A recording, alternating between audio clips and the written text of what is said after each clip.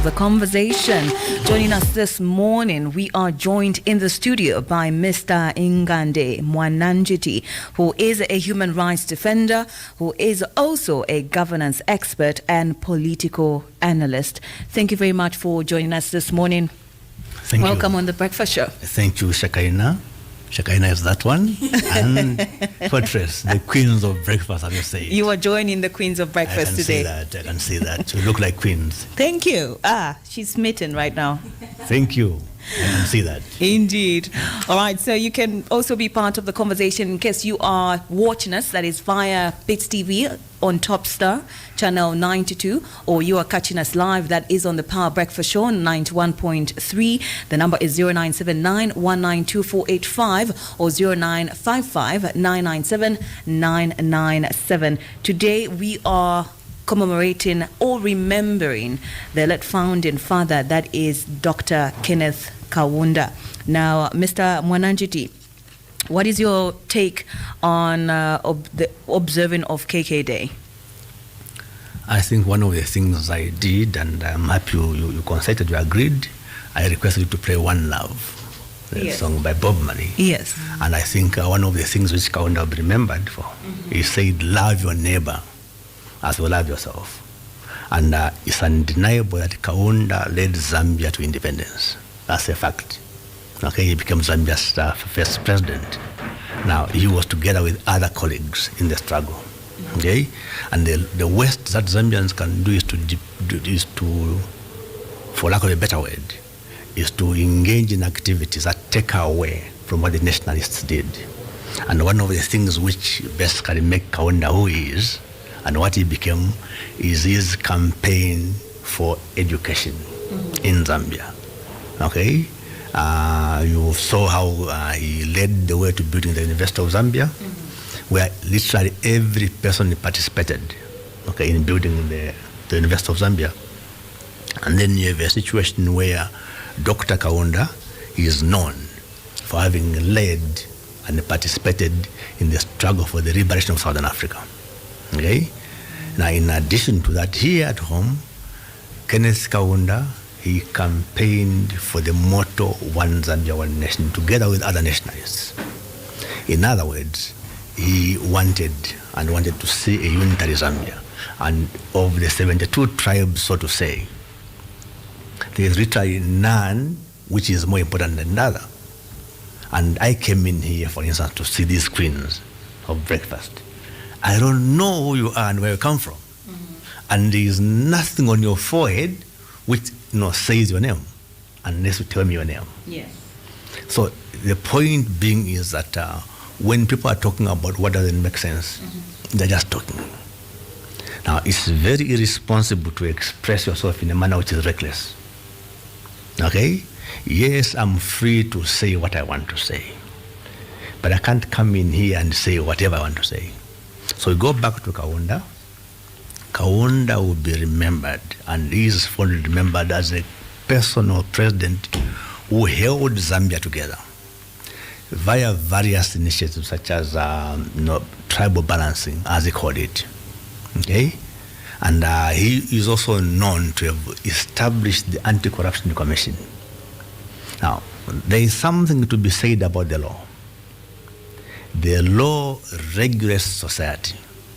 So before 1970-something, 72, before the year when the ACC was established, okay, clearly there was no challenge. Arising out of the challenge, having established seated the Special Investigation Team on Trade and Economy, it became imperative for him to set up the Anti-Corruption Commission. And the ACC was established, among others, to try to see if we could clean up Zambia. And that's very important. So, you are the president, for instance, who agreed that, look, I've lost this election. He lost the election, conceded defeat, set the pace for what Zambia has become now.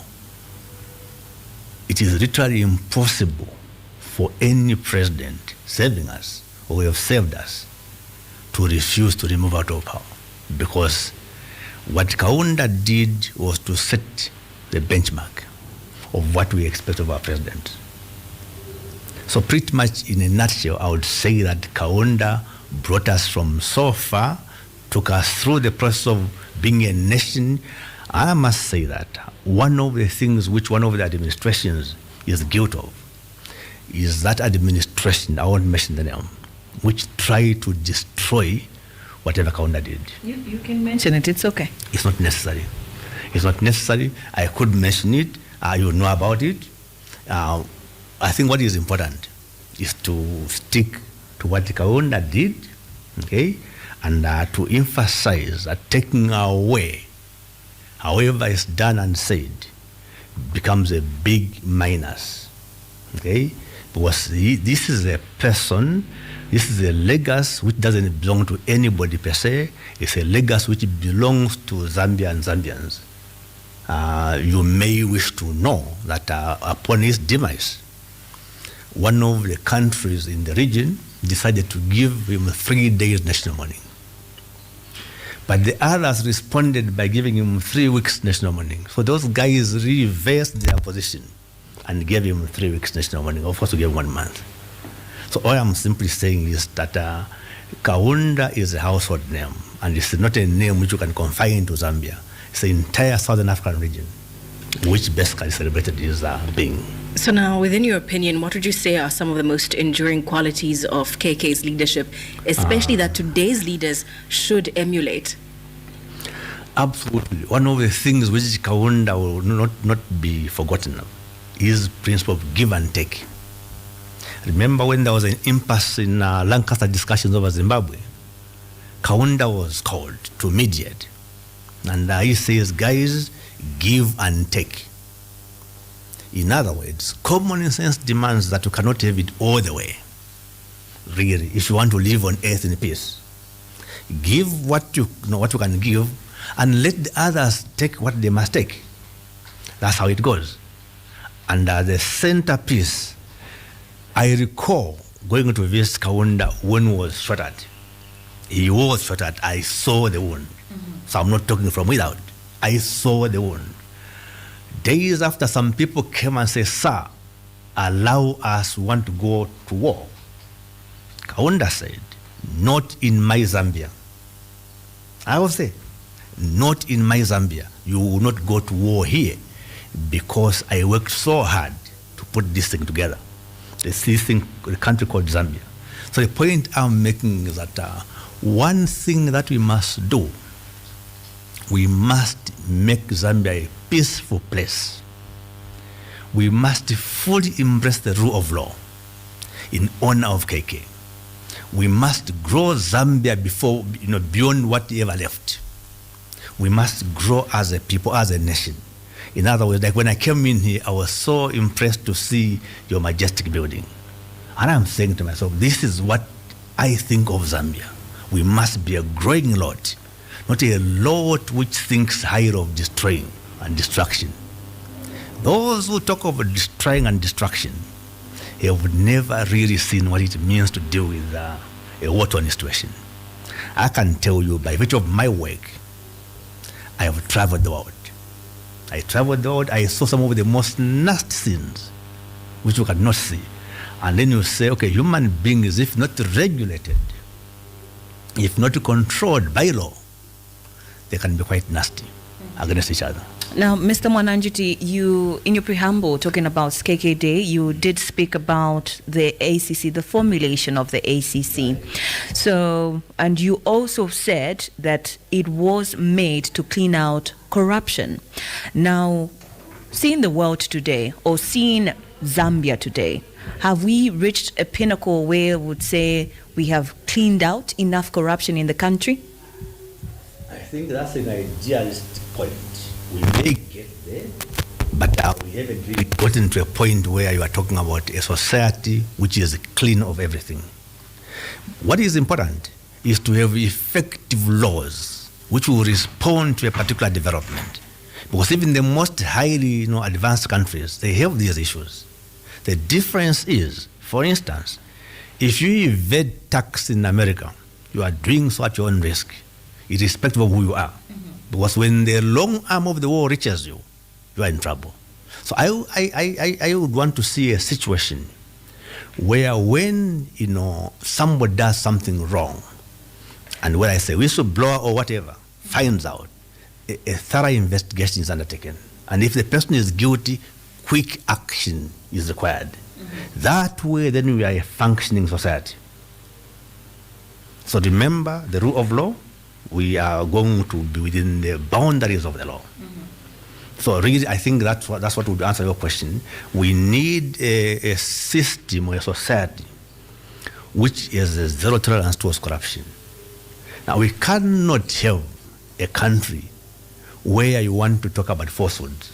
Like I'm told, and I don't know which is Zambia, people say there are political prisoners here. Where? And how? It's not possible to have a political prisoner in Zambia. And let's not confuse personal views, personal experiences with the national requirements. When we talk about human rights abuses, there is a procedure that we establish that, yes, in this place there is a pattern of abuses. An incident cannot qualify to be a pattern. In other words, abuses everywhere in the world, they do exist. The challenge is, when they do, how do you respond? That's the issue. How do you respond? Because you've given yourself laws which you must follow. Now, one of the things which is not anywhere in law is the aspect of civility, acting towards one another with a civilness. In other words, I can't come in here and sit on top of your table. I must wait and follow your instructions. Okay? Let's live as a people who love each other, as a people who have a destiny, as a people who know what is good and bad for us. We can't have a situation where somebody just stands up and says, okay, I've seen this nice looking gadget, I'll go with it. That's theft. It's as simple as that. I'm stealing. And now it will be wrong for you to arrest me. You can arrest me, you can seize me, but call the police. Because I've seen a pattern where somebody goes to a radio station to go and report. Yes, you are giving them information, but you are not reporting the incident. There's a difference. The media, yes, is a fourth estate, but the media is not a policeman or a policewoman. So I hope I've answered your question, but please, if I'm not clear on anything, let's go for it. Whistleblowers are usually unknown, and they might offer information that is very vital, especially to fight corruption. The ACC made a platform for them to come through, and also if they have information regards to something that they don't see right, they can go forward to the ACC. Now, with the cyber law in place, are whistleblowers safe? Absolutely safe. One of the things which Zambians are guilty of, and I hope we are not, is talking about something that they have not looked at. For instance, the cyber law is in the context of what law does. Law is a response. Let me repeat myself. Law is a response to a development in a particular society. It would have been extremely unfortunate and irresponsible for the Zambian government to enact a cyber law in 1964, because then there wasn't such a problem.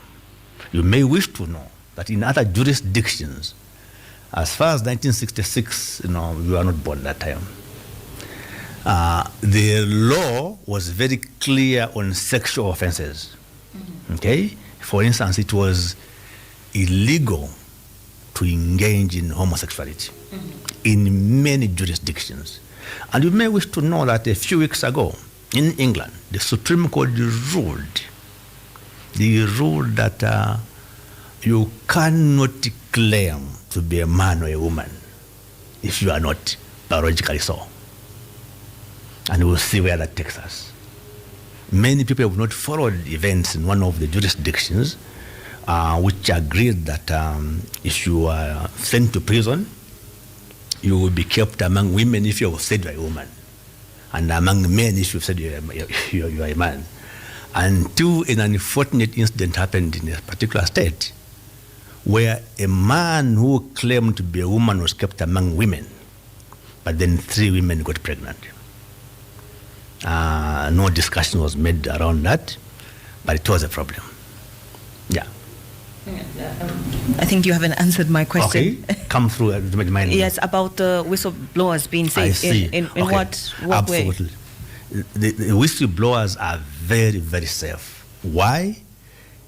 When we look at the cyber law and any other law, in order to activate it, to move it, there is a procedure. For instance, no part of the cyber law will be enforced against you if a procedure has not been followed. Let me give you an example. One time when I was very active in these things, somebody within the government machine decided to basically, seize our accounts, okay, bank accounts. Now the law is very clear. You cannot do that unless you have a court order. So we challenge the law, and that's what I find a problem.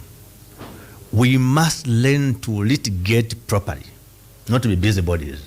We must learn, for instance, the question you asked. If you feel that you have this fear, reach out to the next person. Like, if let's assume you had the information and you have a concern that if you reach out, the cyber law will reach you. If you talk to a person like myself, I will be able to guide you through and say, look, that fear is unfounded. Why is it unfounded? All law enforcers have a duty to protect their sources. Okay? The duty is enshrined in law, and as you know, sometimes some people, I don't know the details, they have turned into state witnesses, meaning that the state now has a duty to protect you more than they have done before. But in as far as the fight against corruption is concerned, I do not think that there is any aspect of the cyber laws which will work against, what do you call them? Whistleblowers. I don't think so. So now, touching on us celebrating what we now dub as KK Day, what would you say, or rather what advice would you give Zambians for them to at least ensure they do as they get to commemorate the legacy of KK? I think one of the things that will really help is to begin to love each other. Okay, let's love each other genuinely. Let's be our neighbor's keeper. Remember, you guys are presenting the program as workers, but in reality, you are sisters. You are each other's keeper. If anything happens to her, you will respond.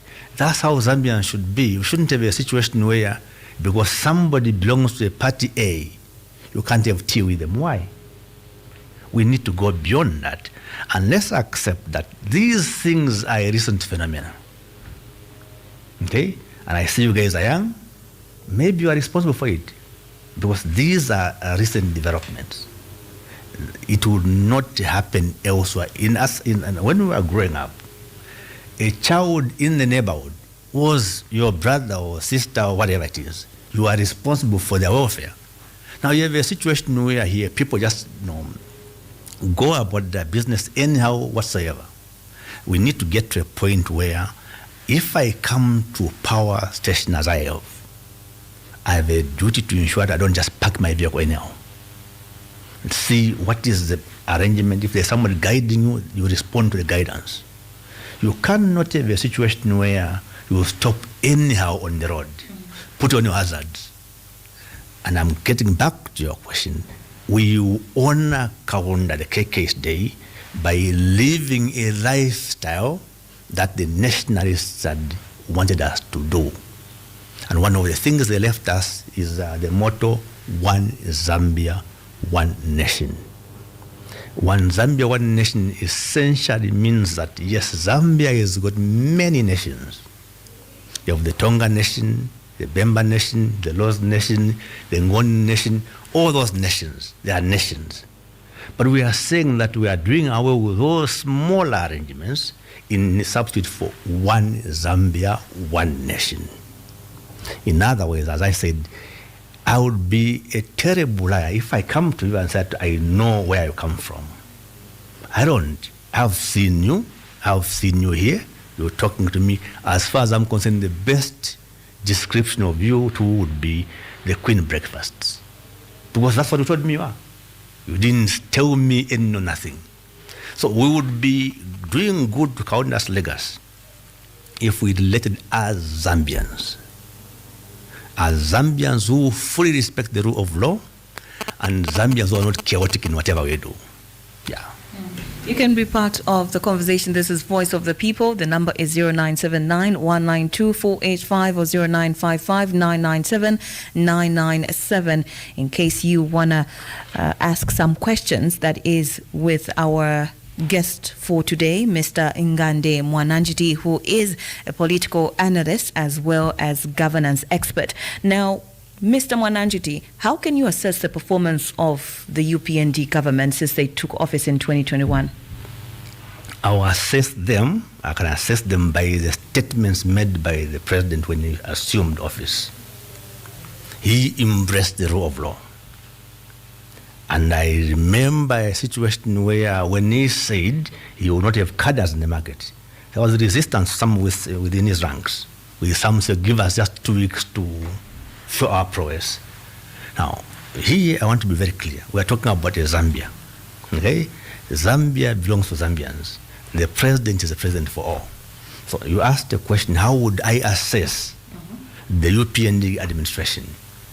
From a delivery point of view, the UPND administration, from an economic point of view, have done very well. What did they do? They did what other administrations had failed to do. They pushed for debt restructuring. Now, debt restructuring is different from debt cancellation. And if we had time, we'd go in those details. Now, having done that, it meant that the fiscal space was broadened, meaning that there are certain things that we could do by borrowing, which you could not do. I remember somebody from the media asked me a question, but these guys have overborrowed. I said, but how can they borrow when they were not able to borrow? The rule is very clear. When you default internationally, or even locally here, if you can't pay back your loan, no other bank will lend you. So we need to draw a distinction between the political rhetoric and the reality. So, because they came back, they took over some administration which they were not part and parcel of, clearly they found bottlenecks.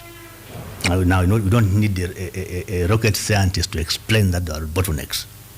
They found bottlenecks, hence some of the debates which we have now. For instance, under normal circumstances, what is happening now in terms of discussions about certain legal changes should have happened probably earlier. But it could not have happened earlier because this country was on its knees. But some people would tell you that it was not. But I don't want to get in the political realm of things. I want to focus on issues of governance. Issues of governance are premised on, one, a strong civil society. I ask you a question. Do you have one? Which is strong and can hold government accountable. A strong private sector. I ask you, do you have one? You don't have to answer this question. A government, obviously, which is strong and orderly. I know, and that's not my matter of, I know that the Secretary of Cabinet has complained about certain corrupt activities among his officers. Now, for me, that is a good mark. Why? In the context of transparency and accountability, and what I said much earlier, when you see an issue, deal with it. Because issues in everywhere now, they do arise. The question is, what do you do? So we have a space in answering your question which makes it easier for us to pursue the rule of law vigorously. And we have a space where citizens must play their rightful role. For instance, it's highly irresponsible to just refuse something. Please give your explanation why that can't happen. Now, people on the ground are complaining about high cost of living since the government came in power. That was after 2021, and we are also experiencing load shedding, a power deficit. So what is your take on that? My take on that is very clear, and I thought that question would actually come. Okay? And this is where sometimes we tend to confuse issues.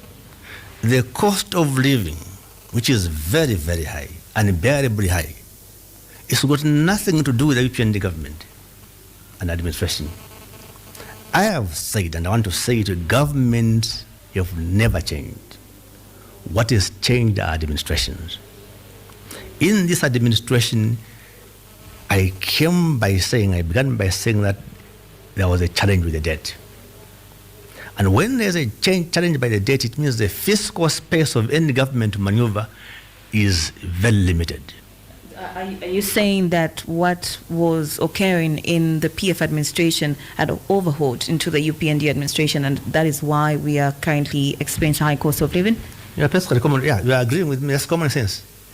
Government is always a going concern. Government is a going concern. So there is nothing like UPND government, PF government, no.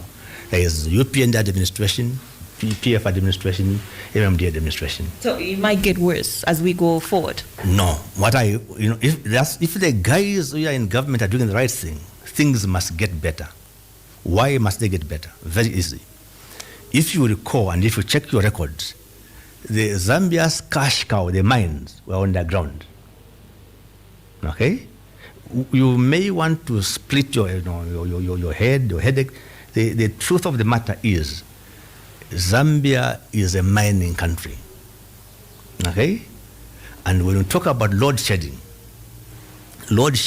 affects the mines. But I'm sure you will know that one of the things that we cannot afford to do is to starve the mines of electricity,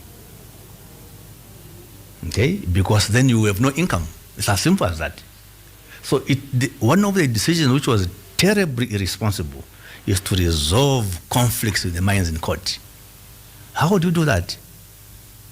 Because if you take a business issue in court, and I always give the example of Shonga Steels. Shonga Steels was a powerhouse. I'm sure you guys were very young or not born maybe, but Shonga Steels went to court.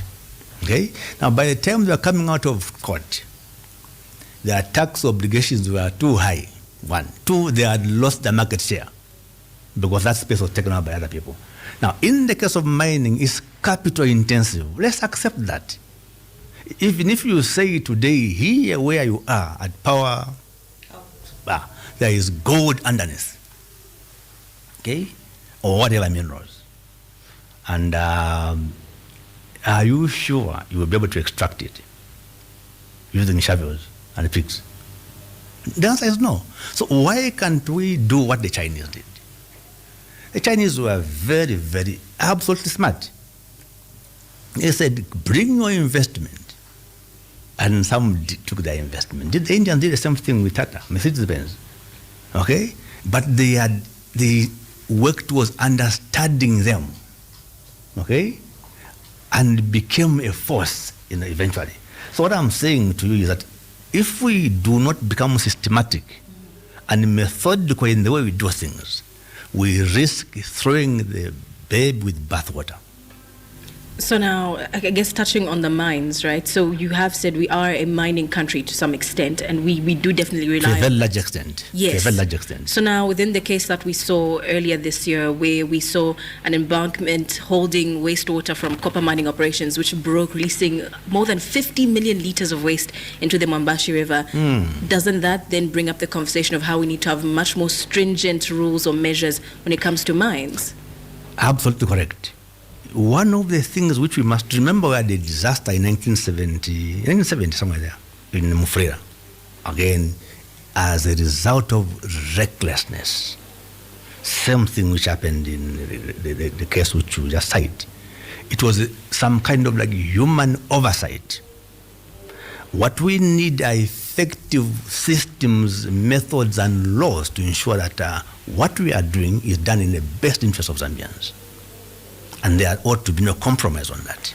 So now, within such a case, because this is affecting a tributary of the Kafue River, which has disrupted many people's lives along this particular tributary. Right. So then what should the government do, or what would be the best course of action to ensure that, first of all, this particular mine ensures that the people are repatriated or paid, at least alleviated from their suffering, and also for future mines or other mines in future of how they should conduct their business to ensure that Zambians don't suffer the effects of such? I'm aware that there's been a serious effort in that direction, but that does not take away the need for ensuring that Zambians advocate, Zambians quietly lobby and agitate for reform to ensure effectiveness. Also, the issue of who was responsible cannot be wished away. If the mine was responsible, the question is, what are they doing? If they are doing something, let's welcome it. If they are not, we must respond in a manner that they don't belong here. Because the duty of care demands that you care for your environment. So if the mining entity involved did not know nothing about it, they don't belong here. They are not our friends. If they did, we may have to look at it as a human error, because there is a point to refer the mining disaster in Africa. Okay? There was a response, and that response is what we are today. So for me, again, based on the rule of law, I want a situation where I say something has happened, can we cure it? If we can cure it, let's cure it. Let's cure it. And let's move in, because when we talk about water, which flows into the Kafue, we're talking about a huge multiplier effect. Therefore, the response from the government and the mining industry must correspond to the challenges which people are going to face. Yeah. So now, touching, I guess, another case we've seen where mining, which again is quite a big part of Zambia, we've seen, or rather the conversation that's cropped up is how government is quite lax on such, in the sense how we've seen within Kabwe where there's lead poisoning.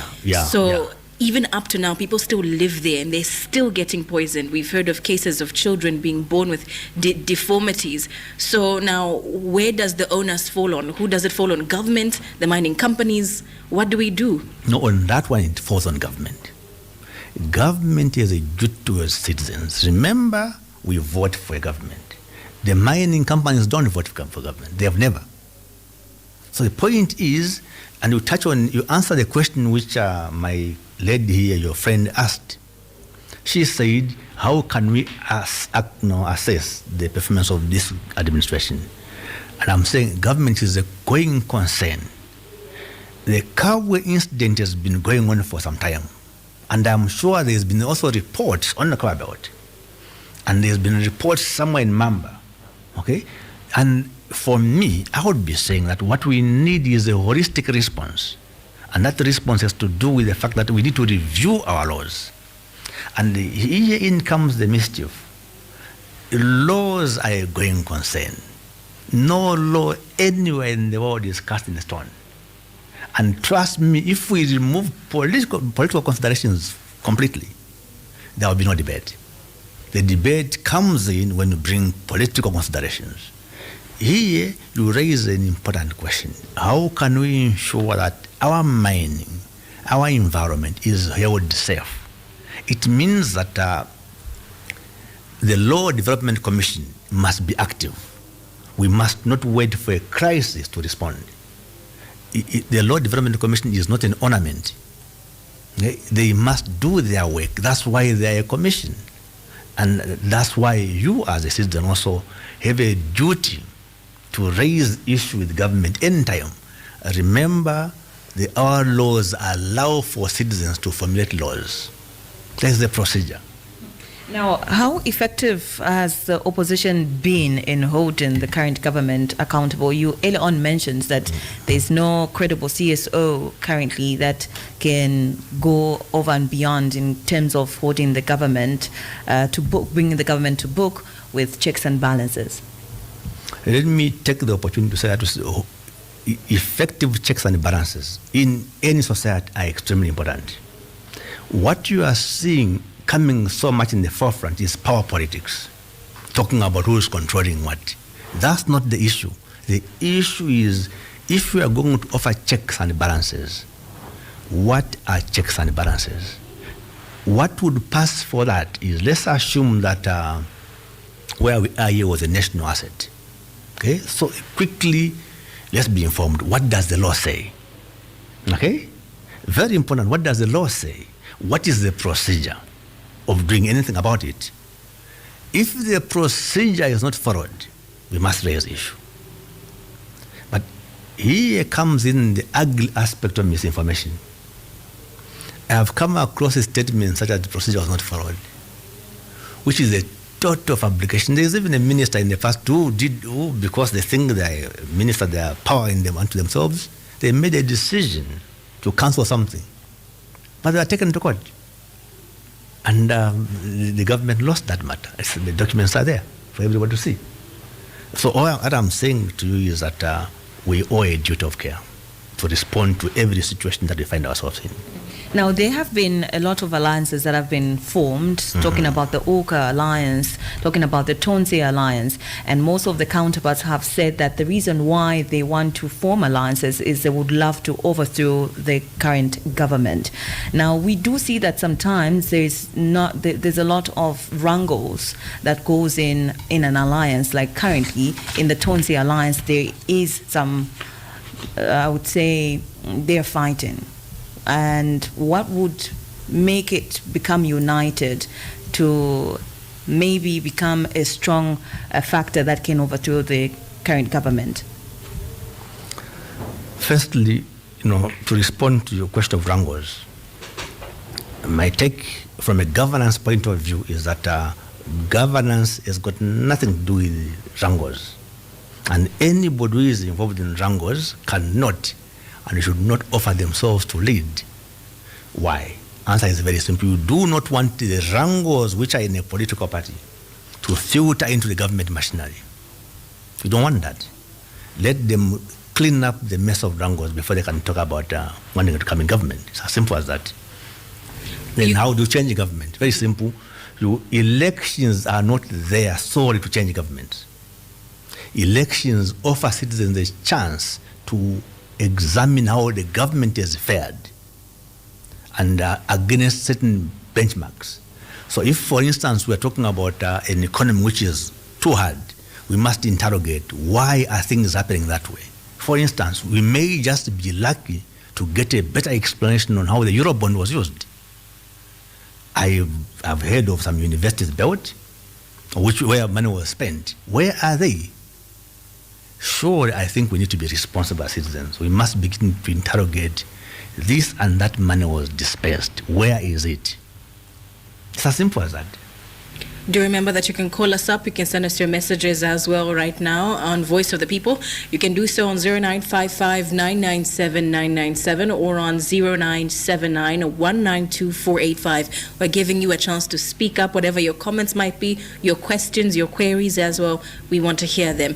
And well, now going on to how you said that people use elections, or how society uses elections, is to essentially benchmark the government to see what they've accomplished, what they haven't. Right. So now, how effective would you say this current government has been when it comes to combating corruption?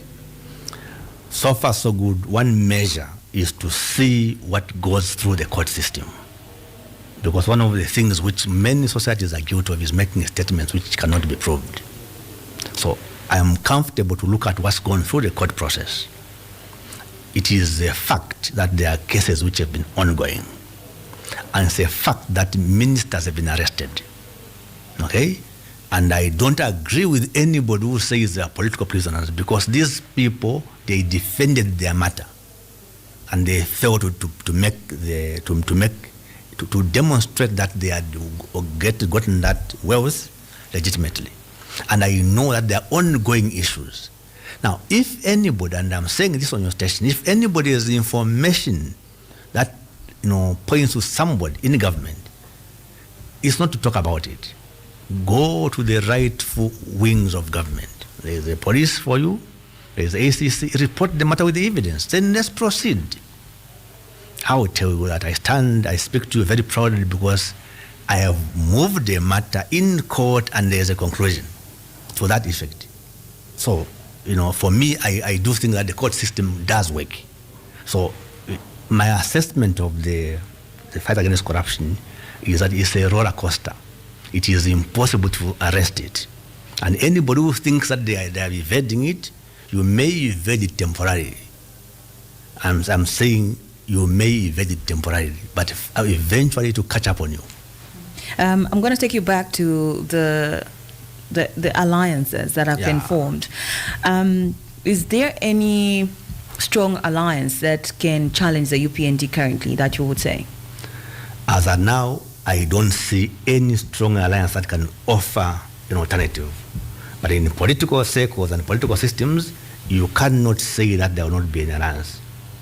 There may be an alliance, but if you're talking about the existing alliances, they need to clean up their home before you can talk about them. And now let's touch on the issue of the constitutional amendment. Right. Yes.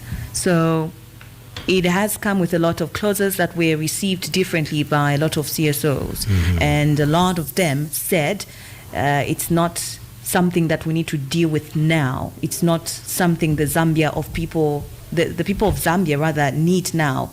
Right now, they need to tackle the high cost of living, but we are now given the constitutional amendment. Do you think it is the right time for us to deal with that?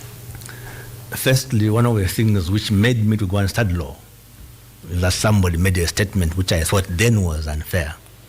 They say, Ngande would want to explain this to you, but because you are not a lawyer, you won't appreciate it. I moved that office feeling kind of like offended and challenged. I went to study law. So I understand where they're coming from, those who are saying time is wrong. But look at the consequences of Article 52.6, very serious consequences. And you will know that not too long ago, 2016 precisely, there was a debate on what constitutes 14 days. Do weekends form that part or not? And there was a debate on who should act. Should it be the Chief Justice or should that kind of thing? So we need the clarity on those things. We can't have those things in the laws and say, okay, time is not correct, let's do it after elections. Because nobody knows what this election will bring. And I do know that some people are saying, okay, if this happens, then there's going to be war. We don't want that here. So the correct thing and the responsible thing, having identified it, is for the government to make an amendment on that particular law.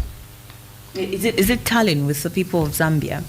Now, when we say the people of Zambia... Sorry to stop you. We do have a caller. Hello, good morning. Yes, good morning. How are you? We're fine, thank you. How are you doing today, sir? Rashmaki is okay within the capital city. Yeah. Good morning, the guest there. Good morning, sir. You know, it's very important here as we commemorate the day of KK. Okay? We are commemorating building us, teaching us a motto of one Zambia, one nation. We know we have 72 tribals. KK, when he lifts up his white handkerchief and say one Zambia and people answer one nation, he brought this motto to the other all 72 tribals to work together and to be in one umbrella. There shall be no special tribal than other tribal. We are all the one. Although they brought 7 languages on radio one, so that each 10, at least each 10 tribal can listen to one tribal. That's why they brought 7, because you can't bring all 72 tribes on the radio. So they choose major 7 languages. So we shouldn't destroy that motto. Today, politicians want to divide us.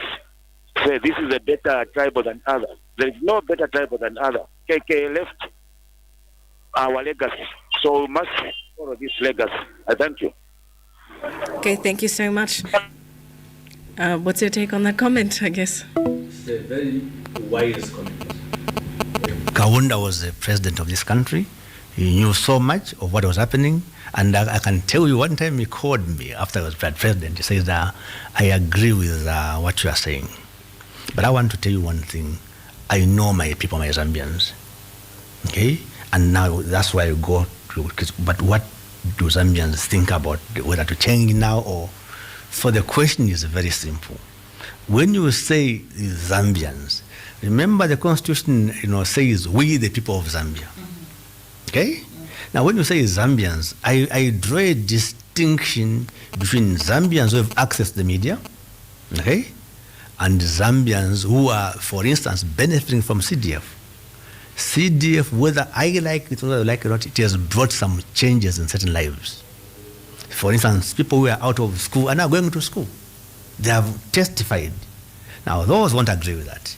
And talking about the schools that have been built through CDF, Yeah. now there's also a concern of overcrowdedness in classes because free education has been availed to a lot of people.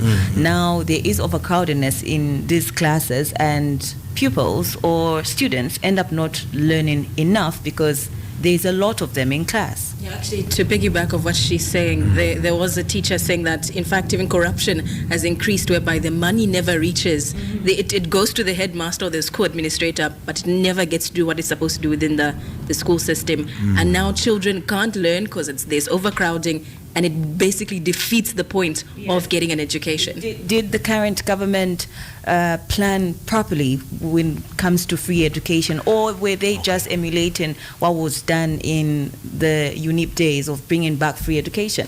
Okay, let's go seriatim. You are saying there's overcrowding. And from a common sense point of view, I would rather have overcrowding than have an army of illiterates on the streets. Okay? I couldn't believe my eyes last time. About 2 weeks. They won't learn anything if it's overcrowded. I think now you go back to what she said, and the question was there is corruption. We must be a people of purpose. There is an issue here. Remember, there is also overcrowding in prisons, right? So the question is, from a societal point of view, how do we respond to these problems? Education, prisons. You know that you and me can avoid going to prison, but we can't avoid, we can't run away from having an education. So our society needs to be cleaned and cleansed.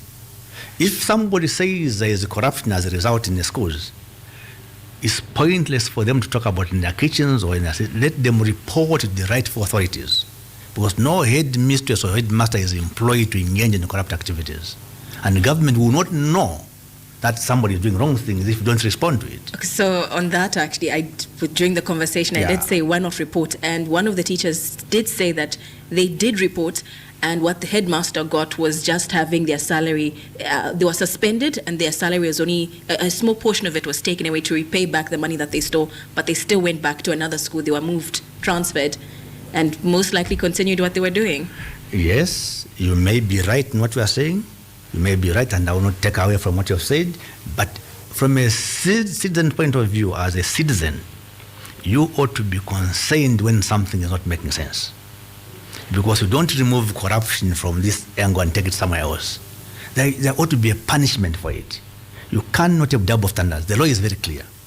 Irrespective of who you are, where you are, if you are involved in that activity, was the due process followed? From what you are saying, it wasn't. And that, for me, is a problem. So we go back to overcrowding. Obviously, the question is, was it planned? That's my question. It is possible it was planned, and it is possible it was not planned, because, trust me, every parent would want their child to have an education. Okay? So now we come back to the usage of CDF. Some constituents have done very well, but there are fewer than those who have not done well. Can you name those constituencies? Unfortunately, I can't. If I knew that question would come up, I would have done that. But I just looked at the graph. Some are done very well, some very badly, as less as 70%, about 70%. Now, the money for people participation is there. So somebody asked me a question as to whether MPs should be readopted. My question is, but you have a guide. The guide is the usage of CDF. So if a member of parliament, okay, who has access, by the way, they shouldn't say we're not sitting, they do have access. Okay? But they can lie to people who don't know these things. That's an indication as to whether a member of parliament can be redeployed. Okay? Because if there is a concern of that magnitude, surely the society must respond, because the money is there. So where is the problem? There's also a concern about CDF not being fully utilized to its full potential, like it's just sitting somewhere. So why is it sitting somewhere? So those are issues of governance. The kind of people that you elect or the kind of people that you employ, it matters a lot. Today, the Minister of Local Government was on radio saying that I want CDF to be used. If somebody is going to stand in the way of it, we'll act. That's the correct position. So now within the position of somebody who's listening right now, Yeah. and they've noticed that there's something that's not making sense when it comes to the usage and the allocation of CDF, what do they do? How do they report? How do you even collect evidence? Where do you start from rather than just saying, I heard, or it doesn't seem like it's okay? Okay, there is a way. If, for instance, you have a problem, okay, like you have a concern, surely every district is a district commissioner. Go there and report it. Every district is a police station. Go and report. They'll guide you, so that you see we run away from hearsay. And it's important that if they're going to open an occurrence book, let them do so. We do have a caller. Hello, good morning. You're through to Power FM. Hello, Mauka Bwanji. Tauka bwina mauka bwanji na imwe. Mauka bwina la guest Mauka Bwanji. Tauka. Okay. Nina mkeiva. Okay, Amakeiva. You can go ahead with a contribution. Okay, tukambeko. Kamvera vamile va explain la guest humo. Ni la gandu. Vangande mwana njiti. Ngande mwana jiti. Mwana jiti. Yes, okay. Wetimvera ngane musa explain. But kana ningakuze mponi nitakuti pasani advice the government avasebenze ma-promises yawo. Umo mungabatashe kuti basebenza batisete bantu ba-citizens banetivitisile banetipitamu siziboneka explain. Kusebenza kwaba-UPN kwapamaphepha ngane ningakuzeni kwamapamepetala ndabayise banatunga kuti load-shedding itira load-shedding manene nikuzeni pano panekutibila kabanana kona mwalaiti amabola 23 hours ngenda 04 nendise kusebenza kwati ni kwamalaiti sizasebenza bwanyi endi babwela bakola kuzasindise bawulesi mazambians imagine iyambere bwanyi bantu ntinabavotera banatuza kuti malaiti ndashira babotera ndise bawulesi sizasebenza bwanyi malaiti kulima manzi kulima unga uyo kufika 400 lezo tuza kiunga zakabulera mtengo kaka at least kama tuna usikamendeni pani kwa 120 pani la mtezera manje wasika kwa 400 within 3 years wala zedenesu wamele baleta tunatandizire imenye wa vikoti pala ni kuza nivazona kama kadalize mkulibe na kada zinjira bolo gulaunga ele manje bambo tibisa 300 280 kulipena watu tetunga na kada zinjira ni wakwapula wakwapu it's only that opposition amene baliko manje balidendeo lapimona mama makadazi kulibe kaili ababezoneka tikukata kwa UPND the violence isolenziza nabo mnyana nawo uzanizajiona Amenya mungoze desimenye wazimaita vutika. Okay. Vutika. And hello. Ziko mumami. Ziko mukusizisa nibauzeko. Tawo manchito mine batikamba kuti banyene sanchito. Bamene banyene sanchito basepa kuchira ngamene nchito zafira. Bamuna banga ile pano. Bali private sector inapira nchito kumende kuziko banavala company yao. Ni bangati bamene nchito zafira. Kuzakopenda socha banyene sanchito ni nchito. Simuza bale vikiti. Navutika otherwise kuzazoona ise alliance mine bafoming our position kirinayo ready vota sibavotera mzazi watu na ndareti kuzanizazoona zikomo. Okay, zikomo kwambiri. Okay, I'm sure you can answer. I understood. Let me please go ahead. Her concerns. Okay, you can go ahead and maybe answer her concerns. Yes, I will answer her concerns. Promises that are on paper. Unfortunately, I can't answer in Nyanja. Okay, yeah, so you have to excuse me. Okay, yeah. So she did say that there are certain promises that are on paper with regards to this current government, and the issue of cadreism, which hasn't ended, and also the issue of power as well as water crisis that they are currently experiencing, that is in Kabanana area. And you were once saying that the government has worked tirelessly to make sure that they come through with what they said they will. So what's your take on that? I think you shouldn't put words in my mouth that I said once the government is working tirelessly. I didn't say that. I think what I would do in responding to this question is to move all the political questions around it. And I'll tell you why. She was not specific. She touched on all these issues. She was not specific to say. Okay, let's start on one. She was. I would deal with one generic issue. Okay, promises on paper. Yeah, no. That's you can't say promises on paper. That's a political argument, and I didn't come here as a UPND. What I will touch on is what touches you and me and everybody: the issue of load shedding. And milli meal prices as well. Load shedding, I'll touch on it. Minimum price, I'll touch on those two. Okay. Load shedding, this is a Zambian problem. The area we wake up on that, the better. And I'm saying so having sat on the board of ERB. I can't go beyond that, but to say this is a Zambian problem. For instance, there is a big place here in Nsaka, okay, which has got a certain allocation of power on paper, okay, but the demands, it is about 28 megawatts, okay, on paper, okay, but the actual reality, there's been lots of illegal connections, and as a result, in Nsaka there is a system which basically responds to, it's an automatic system. When the system is overloaded, it cuts off. So power will come through when the system is stable. And this is a Zambian issue. By Chiluba as president, he was told that, look, we will need to deal with a power mix. Why wasn't it worked on? I don't know. This is why I say to you, government is a going concern. Government comes from 1964. Dr. Chiluba was told that if you don't deal with these issues of power, come 2023, Zambia will shut down. It's in black and white. It's there. Okay? So I do not know why certain things are not done. But it could be because of incompetence. Has the current government dealt with it? Yes, they're dealing with it. And you are seeing it. Unfortunately, you cannot deal with the power issue, or you cannot. You just ask yourself, how long did it take to construct Kariba station? It took a long time. Okay?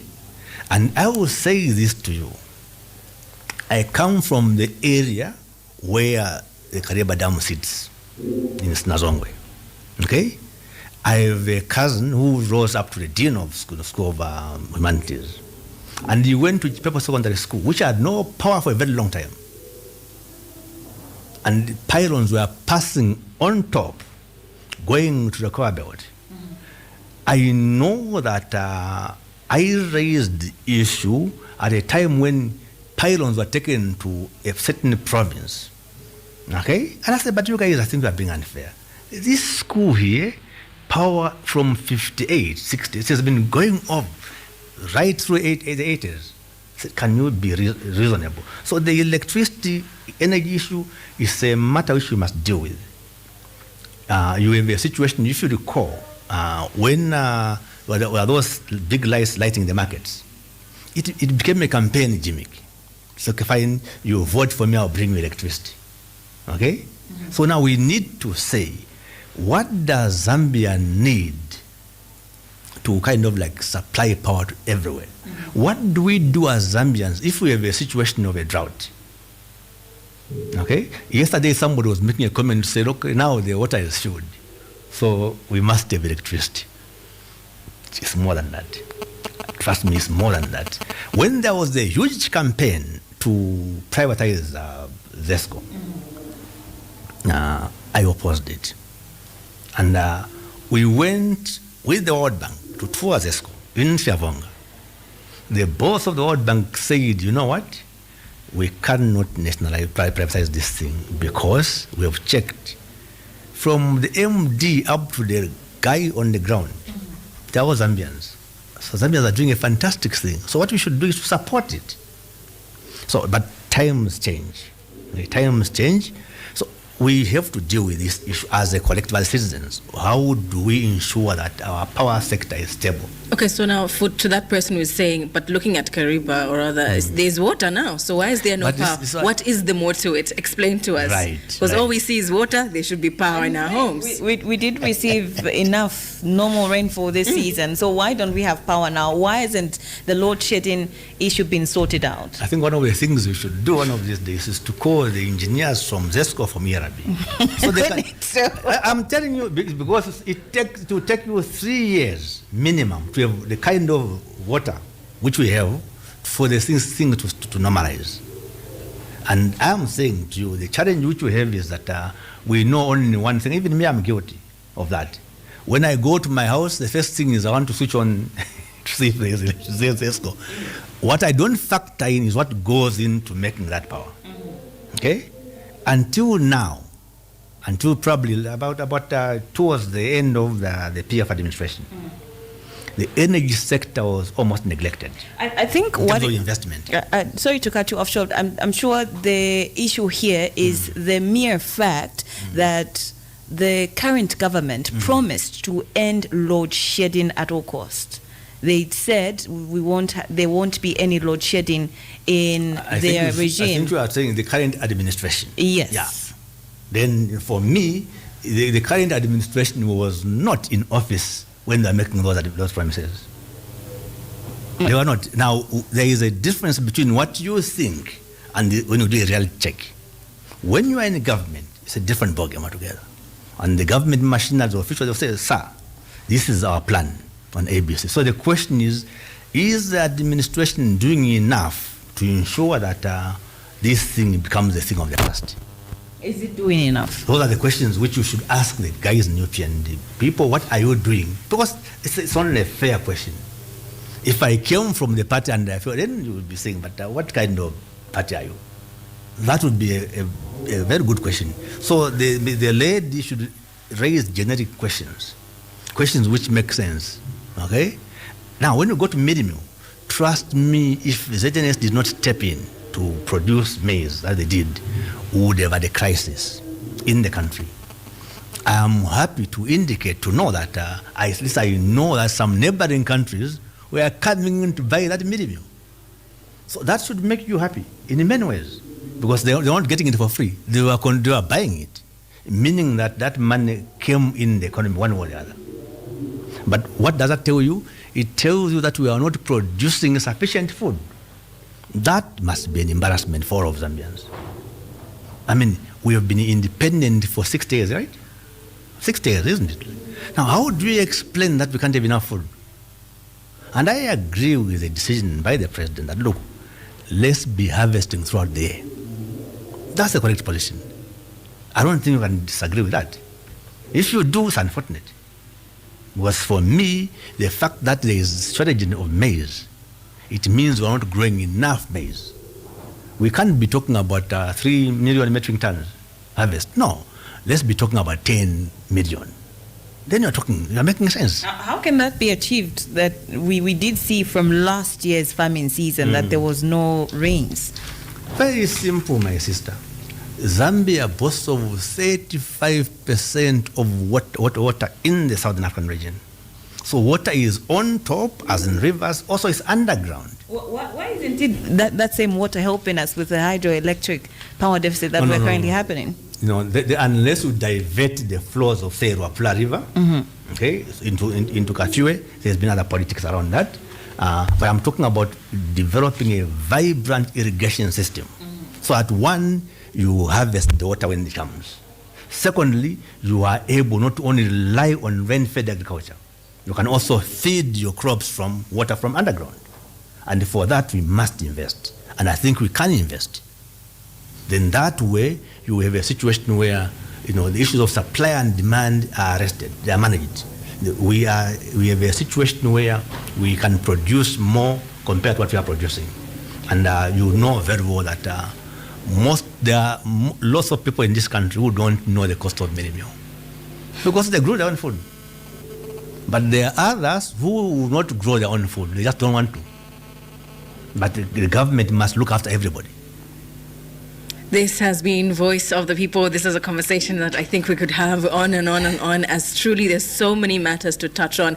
And in case you've just tuned in, well, you've missed out on an amazing conversation, if I should say. And that's once again on Voice of the People on Power FM. And we shall be back once again tomorrow, same time, same place. Thank you so much for joining us this morning. Thank you very much, and I look forward to coming to this breakfast. Me, I'll call it breakfast of beauties. Thank you.